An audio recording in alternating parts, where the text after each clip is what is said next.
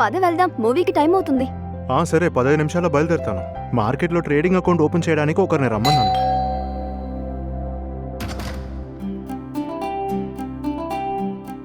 Sorry, గుర్తులున్న చోట సంతకం చేయండి, మిగతావి నేను నింపుతాను. నేను సంతకం పెడుతున్నాను, మిగతా అవి చూసుకుంటారు కదా. సార్ మీరు నిశ్చింతగా ఉండండి. అరే ఆగండి, ట్రేడింగ్ అకౌంట్ ఫామ్ లో సంతకం పెట్టే ముందు ఒకసారి చదవండి. మేడం గారు, ఇది మా స్టాండర్డ్ అప్లికేషన్ ఫామ్, మీరు ఎక్కువగా ఆలోచించకండి.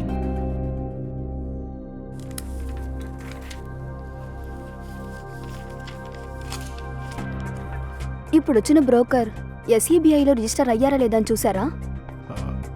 ఈ ఫామ్లో ఉన్న కొన్ని పేజెస్ ముందు దీన్ని మీరు గమనించండి. రన్నింగ్ అకౌంట్ మ్యాండేట్, ఇందులో సంతకం చేయాల్సిన అవసరం ఏమీ లేదు. అవునా? ఈ అకౌంట్ ఓపెనింగ్ ఫామ్లో చాలా రకాల డాక్యుమెంట్స్ ఉన్నాయి. అవసరమైన చోట్ల మాత్రం సంతకం చేయండి. అదేంటంటే కేవైసీ డాక్యుమెంట్లో risk disclosure document, rights and obligations of a client, do's and don'ts ఆ విధంగా. ఈ కేవైసీ ఫామ్లో మీ మొబైల్ నంబర్, ఈమెయిల్ ఐడి ఖచ్చితంగా ఉండాలి. ఎందుకంటే ట్రేడింగ్కి సంబంధించిన మెసేజ్ అండ్ అలర్ట్స్ దాని మూలంగానే దొరుకుతాయి. ఇందులో టారిఫ్ షీట్ ఎక్కడుంది? అతను ఇవాళ తీసుకురావడం మర్చిపోయాడు, రేపు తప్పకుండా పంపిస్తాను.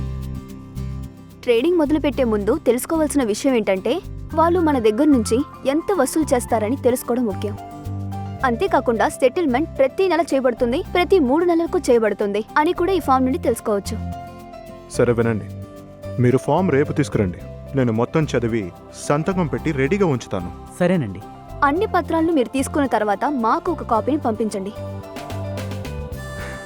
ఇప్పుడు నాకు మొత్తంగా అర్థమైంది. ఫైనాన్షియల్ మార్కెట్లో ట్రేడింగ్ చేసే ముందు అన్ని పత్రాలను చదివి అర్థం చేసుకున్న తర్వాతనే సంతకాన్ని పెట్టాలి. సరిగ్గా చెప్పారు.